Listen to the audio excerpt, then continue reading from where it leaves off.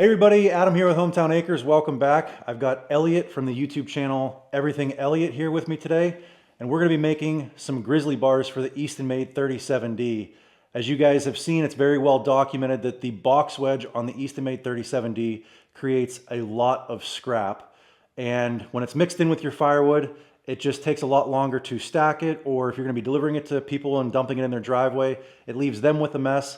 So we're going to try to come up with a way here to filter a lot of that stuff out. And you might be wondering, why is Elliot here? Well, he wanted to come and learn a thing or two about welding, right? If that's what you need to tell yourself to help you sleep at night, you know what I mean? No, so the reason Elliot is here is because he has already built a set of grizzly bars for his Easton Made 2228. Yep. And basically, if you don't know, the Easton Made 2228 is identical to the 37D, with the exception is that mine is a diesel engine, yours is a gas engine. Other than that, they are identical.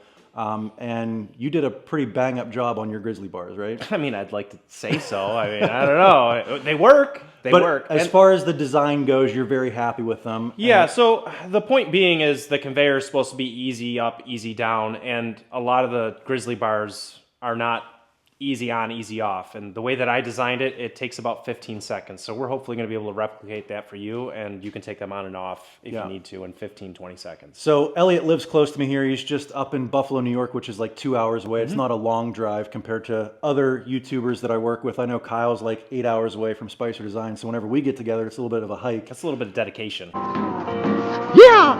Oh! Damn it! Yeah. But yeah, I figured he already knows the cut list. He knows exactly how this is going to get put together. Might as well have him come down. Actually, he ordered all of the steel, and you had to take some of the sheet metal and get it bent as well for the tray on it. So that's what we're going to be working on here today, is getting a set of grizzly bars made for the Easton Made 37D and do a little fabrication. Hope you guys enjoy. You ready to see a metal cutting saw blade explode? Dangerous. You think? Yeah. I cut all the steel for that with it. I mean, yeah, I know, I watched. I was waiting for it to come off. Yeah. I actually just bought that Evolution saw. It was on sale like 2 weeks ago. They're not that much money, right? It's like $300 or something, or is it more? It was on sale for $300. Yeah. I want to say it was regular like $500. It might still be on sale. I probably should get one. Yeah, because I've never had one. I've been using an angle grinder the entire time. Yeah. I've cut every piece of metal I have with an angle grinder. Yeah. I'm a little skittish on cutting stuff with an angle grinder. I bet. Actually, I still have the, I don't know, I might have showed it to you last time you were here. That's the one, huh? That's it. It's going to stay mounted in the shop. Today's video is sponsored by AG1. AG1 is so much more than just greens. It is a research-backed daily health drink that combines probiotics, vitamins, and a blend of superfoods into just one scoop. One scoop of AG1 per day supports energy, digestive regularity, immune defense, and a healthy mood. AG1 is designed to replace multiple supplements by covering a nutritional gap, and it replenishes the most commonly underconsumed micronutrients. AG1 has both prebiotics and probiotics in it, which help support breakdown food. It has vitamin B in it, which helps support energy, and it also helps support your immune system. As we're entering 2025 and everybody's starting to make New Year's resolutions, I think I want to start taking my health a little bit more seriously. One scoop of AG1 every morning, followed with a little bit of diet and exercise, I think is going to be a good way for me to start out 2025. Go to drinkag1.com/hometownacres or scan the QR code to subscribe and save $20 off your first subscription. Thanks to AG1 for sponsoring today's video.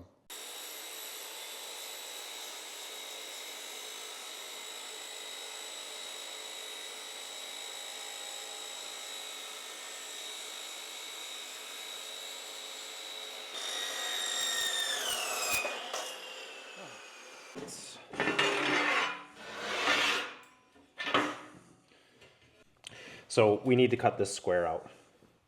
Okay. So that everything will sit flush. Yep. And this is where the plasma cutter is going to come into play. Okay. So we're going to be able to zip this and then zip this with the plasma cutter. Okay. That'll make I'm going to let you do the first one, and then I want to try it. That's fine. Yeah, we can do that. All right, so this is pretty easy.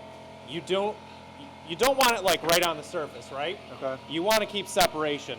Now I have this, right? This is a standoff. So normally you would just sit this and you would ride this right on the material, right? Okay. That would give you your standoff you need. But since we're going to be riding right in the corner here, in this corner, it's not going to work. This keeps it too far away. So we're going to end up taking this standoff off, and you're going to end up kind of running it at an angle here. Yep. And you're going to see that you just want to keep it like if you keep your finger right. Oh, there's the air compressor. All right. Yeah. Keep your finger up here, and you could just guide it like on your finger like that. Yep. As long as you're keeping a little bit of air gap, and then right here. So can we put this back on just so I can see what the standoff is normally? So put that on the table so I can see. Okay, so it's not much. It's like not much. Quarter of an inch. Yeah, a little bit less. Yeah. But this makes life, it's like, so this cut you could certainly make with an angle grinder, right? Yeah. But this is just so much faster. Yeah. It's so much better. All right. And don't forget, try not to cut into your table. Make sure you're off, because this will go through this material and through your table. So you want to make sure you're off your table.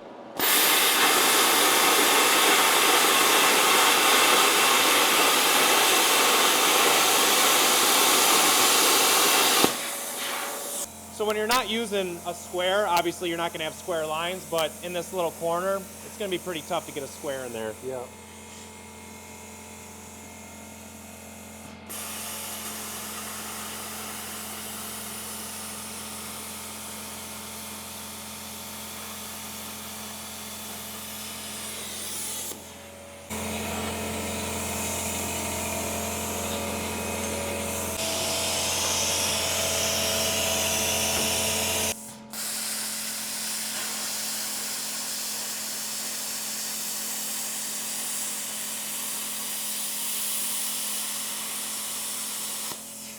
Yep.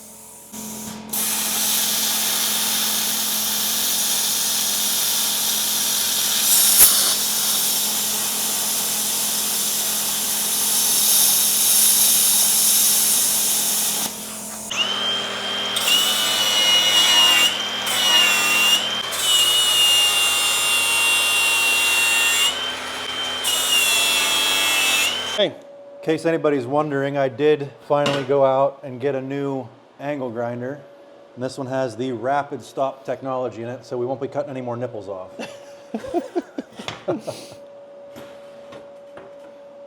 Now, what we're going to do is we're going to take a piece of, so we want to make this frame, right? And that's what we need to start with.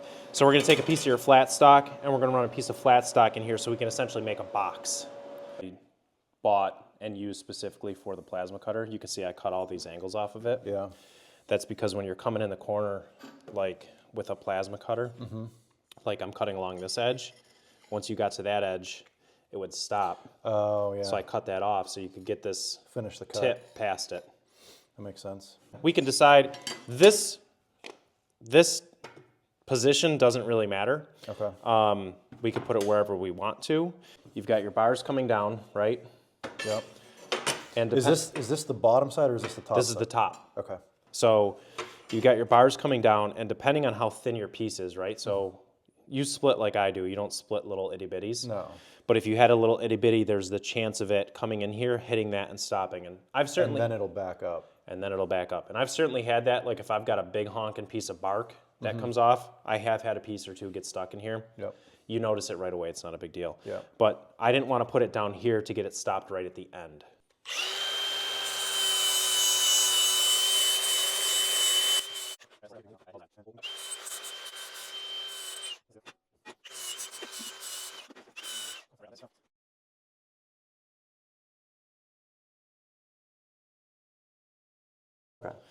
Did you change your settings on your helmet before you blind yourself? No. Okay.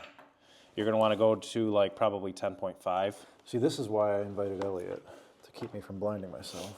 So I switched you to cut, so you want to switch to weld, and then probably 10.5-ish is probably where you want to be. Don't weld to your table, dude. Yeah, close. That looks really good. The volts and speed look really good.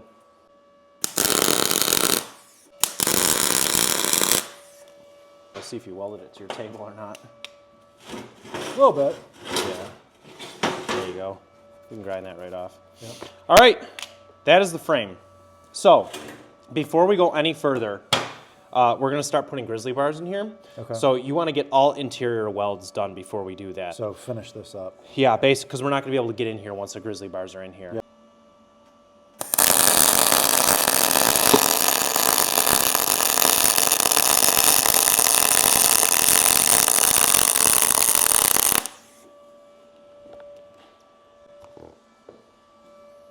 That is a good weld, buddy. It's all in the settings. Yeah. That's all it is. It's all in the settings. It's like a hot glue gun. Yep. Go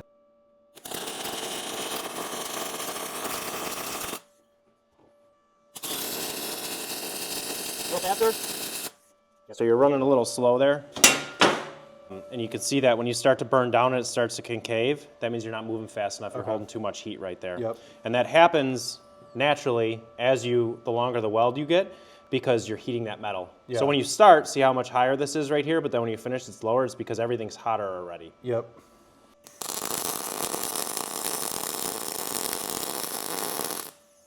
Oh yeah, you want to try it? Sure. Yeah.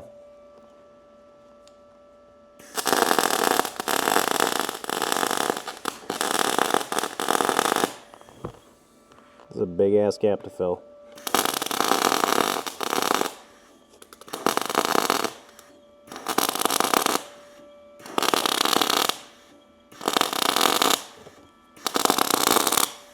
So did you see how I was starting and stopping? Keep from too much heat. Yep, that's exactly what it is. That is a good looking weld. I mean, not Different- I mean, not really, but Well, different tech. It's got the coin effect, you know, the whole dime thing that people are looking for. those really nice, like coin-looking, like stacking dimes. Yeah. That's TIG welding. Yeah. That's. I mean, you can get somewhat of that effect with MIG, but like the ones that you see on like Instagram and stuff, that's TIG welding. Yeah. Now, up or down? So, structurally, up. Beginner welder, down. Yeah. Yeah. Why is it harder to weld up? Because you have to control your puddle. Your puddle's always going to want to go with gravity and go down. Drip, yeah. So, with going up, it's going to want to try to constantly drop down behind you. Yeah. Whereas if you go down, you're controlling that puddle by moving it downward. It's tough for me to explain, but for you, for what we're building here, it's not going to make a difference. It's Yeah. going to be just as strong. Okay. Yeah, that looks great. That'll hold. You're very complimentary. You're a good teacher. Thanks. Even if it looked like crap, you'd be like, "Oh, it looks No, it looks. fantastic." I would tell. Listen, I would tell you if it looked like dog shit. It doesn't. It looks fine. It looks fine. Would it pass a welding test? Probably not. But Yeah. is it good enough for what we're building?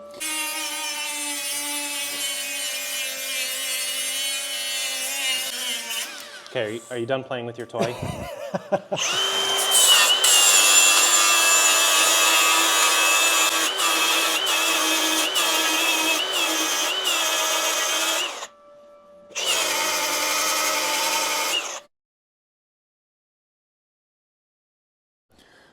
So, Elliot, you got a waste oil heater in your shop, I right? do. I do. What are your thoughts on a wood stove in the shop versus a waste oil heater?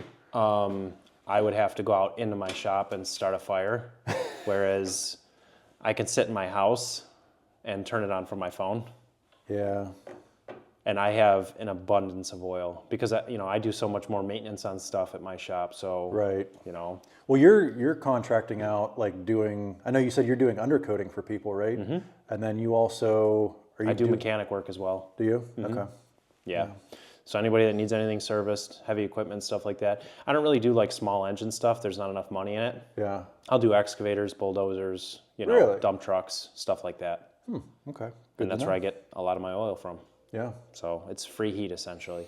Okay. All right, so what we got going on here is we've got 2 wood spacers cut, and we're going to essentially use these literally just to space the grizzly bars. We've got them all sitting down, and we're just going to go through, put this piece of wood in, there and there.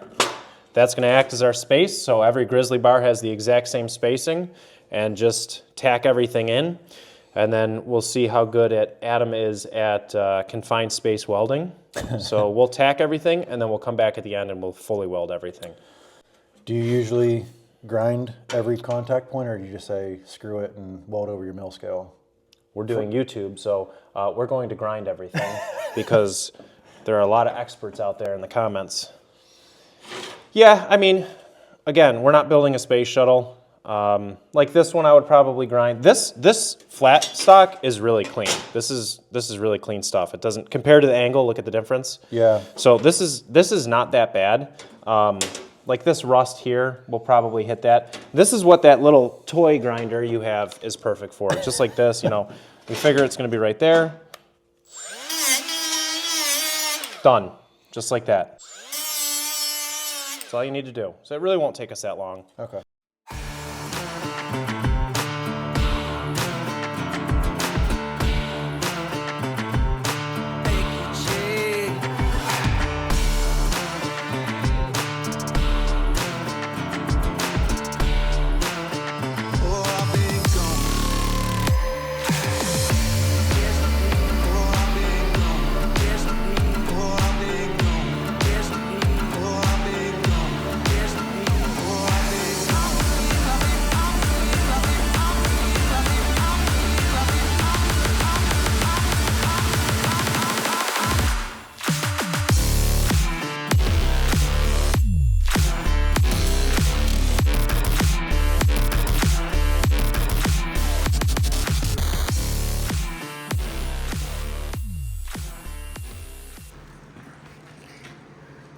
Go ahead.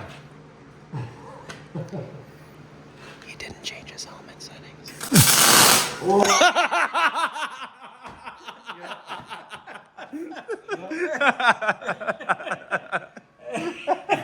Yep. You noticed that, right? Doesn't take long, no. You just flashed yourself. Yep. All right. You can only do that so many times in a day before your eyes. And So what's nice about mine is like my mode button. Like right now I'm on plasma, Mhm. so it's on 5.5. I hit the mode button, it jumps right back to 10.5 welding.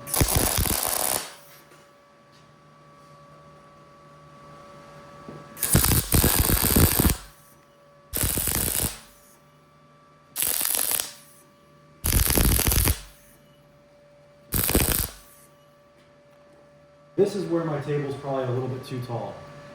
Yeah. Throw it on the ground if you're gonna flip it over and see if that's any more comfortable. Except I gotta move my ground. Was that a test? Yeah. You passed. Connected that with some pins, some bolts or something? So when it's on the conveyor, you have to picture, the wood's gonna be coming this way, right? Off the conveyor. And the problem is where the bolts hook up to the conveyor, there's a gap here. And essentially when I made mine to begin with, it was just this piece. And if you had the perfect piece of firewood, it would come down in here and it would fall between that gap. So I took mine down and I added a piece of metal in here to take that gap up. Essentially just a, I don't know what you want to call a shield, I guess you could say. Yeah. So we're gonna do that. We'll do 4 inches. 4 inches will probably work good.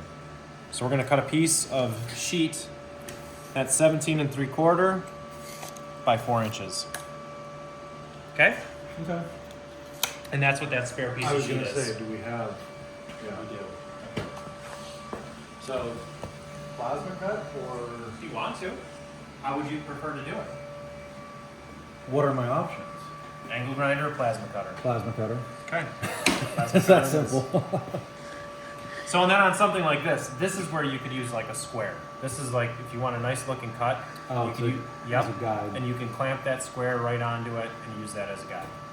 I don't think his nipple could take another cutoff wheel There won't be anything left. incident. Imagine if he hit his nipple with a plasma cutter.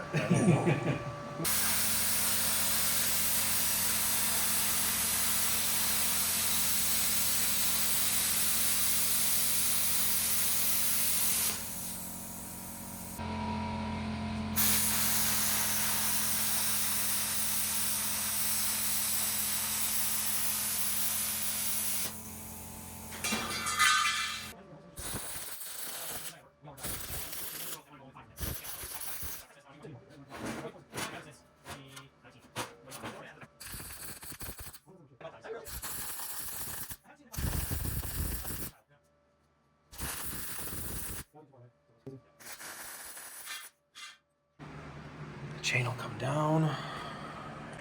All right, Elliot, real quick. Getting the pan under it there, but what did you guys weld on here? Explain to everybody why why you did what you did there. Well, we welded on some zinc because that's really good for your health. So these are going to be chain hooks. So a chain is going to run from the machine down to this hook right here. And basically that gives us adjustability as well. So you can, if your conveyor is higher, you can change the steepness of the grizzly bars. So that's why I went with the chain hooks.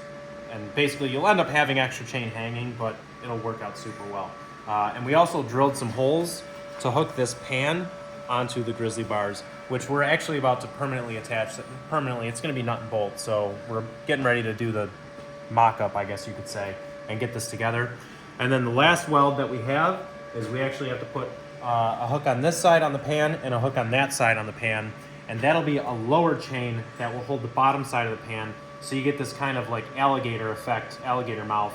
You're gonna have the grizzly bars up here and then the pan down here. So this will throw all the scrap basically under the conveyor, but away from the tote that you're doing. So we're gonna need a chain that runs down to hold the bottom of that pan. I didn't weld that. That wasn't me. I didn't weld that. That was Adam.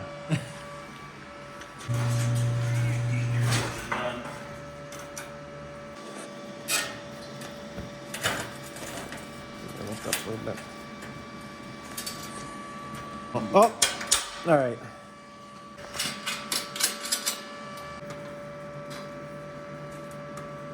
Oops. Money.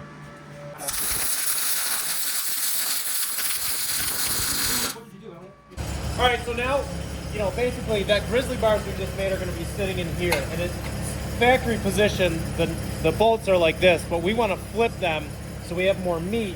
I've already loosened it. We're going to have more meat on the inside for that grizzly bar to sit into. So we're going to take this off, let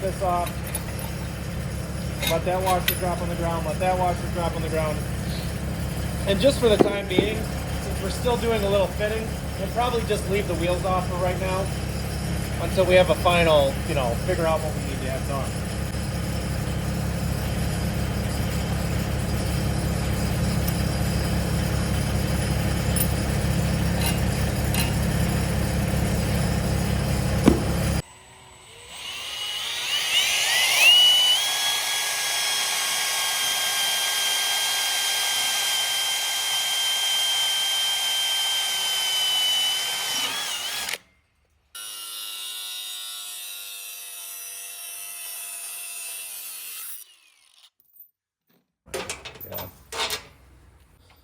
So I didn't want to lose it. Yeah.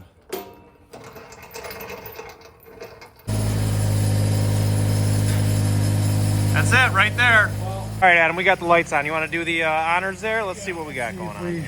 Fit in here. So hold on. These will be captured by those, just so everybody understands what's going on. Hold on, just with gravity.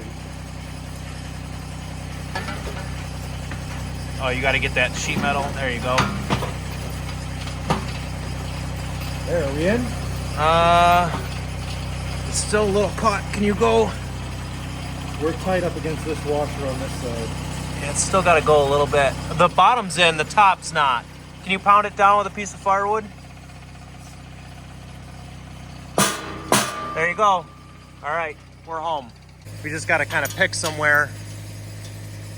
That's about it. Looks like a set of grizzly bars. I like it. Take a couple pieces of firewood, throw it up the conveyor.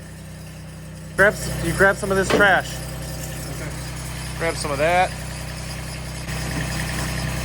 Let's just do a test.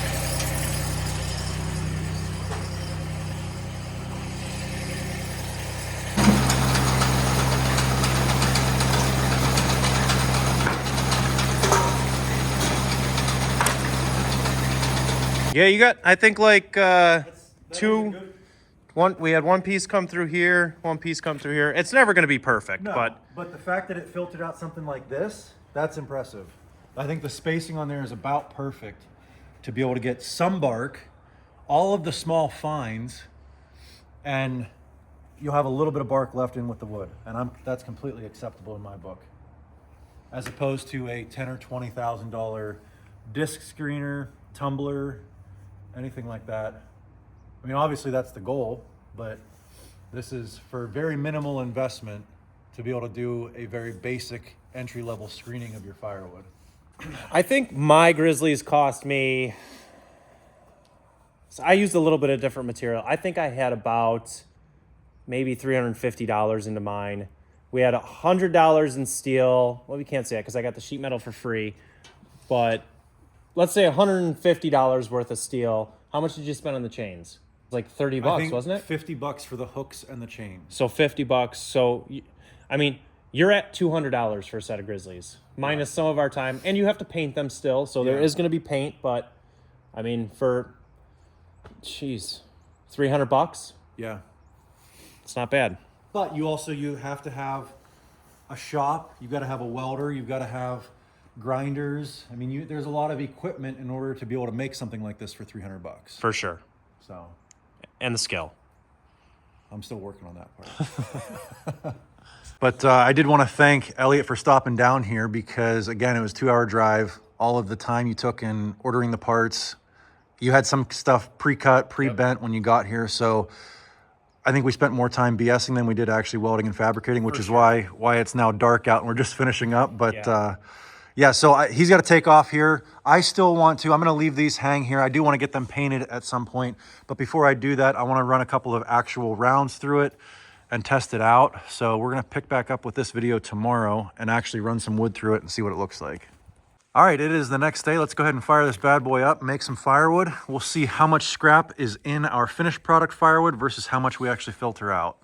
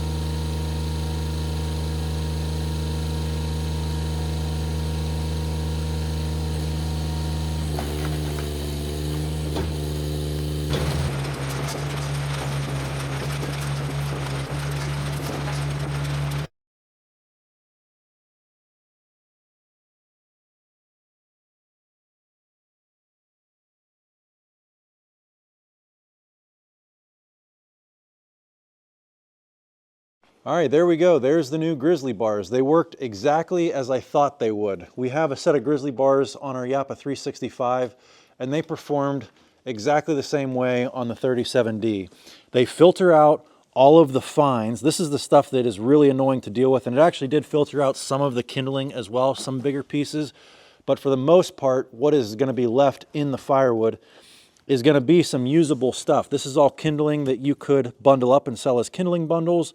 Or what I'm thinking I might do with this stuff, I mean, there's still good heat left in that. I mean, our typical firewood looks like that, but this stuff here, you could throw all of this into an IBC tote and take it inside the shop or in the house and burn this, and it's not gonna leave you a big mess like this stuff would. This here is gonna burn significantly hotter, but it's gonna burn a lot faster too. So you might be reloading your wood stove every 2 hours instead of every 4 hours or something like that. But while you've got it in there, it's gonna be spitting out a lot of heat. You're gonna have to be careful not to melt your stove. This stuff's gonna burn so hot once it's dry. But that is a look. We filled one whole IBC tote and we started another one. Here's what it filtered out. Here's what it did not. But again, I don't think this stuff is worth just chucking into the woods or burning in a big bonfire like this stuff is. I think you can still reclaim some heat out of this stuff here. Now, as far as the grizzly bars go, the design of them, I did notice we've got one little issue that I want to take care of here. That metal tray, if you can see, it is catching some wood right there at the end. What I think I want to do is come in here with a plasma cutter and just notch this out a little bit so that wood, as it's falling out, is not catching on the lip of that tray. I think that's the only modification that needs done to this. Other than that, a coat of paint, and she should be ready to go and put into service for a very long time. Anyways, guys, that's gonna about wrap this one up. Huge thank you to Elliot from Everything Elliot for stopping out here and giving me a hand with this, ordering all the materials, taking all the guesswork out. You know, that is the hardest part about fabricating, is the planning. Once you have all the material there and cut and you've got a design together, welding it together is the easy and the fun part. So he did all the hard work and let me do the fun part. So big thank you to him. Go check out his YouTube channel, Everything Elliot. You know, when we go to trade shows like the Paul Bunyan show and things like that, I always ask people, what do you enjoy watching on our channel the most? Is it the firewood? Is it the excavation work, the pond stuff, the woodworking? And everybody always says, I like the variety. And if you go over to Elliot's channel at Everything Elliot, the reason it's called Everything is Elliot is because he does a little bit of everything. So if you like the variety on our channel, you're gonna like the variety on his channel. Anyway, I hope you guys enjoyed this one. Give me a big thumbs up, click that subscribe button, and we'll catch you on the next one. Thanks for watching.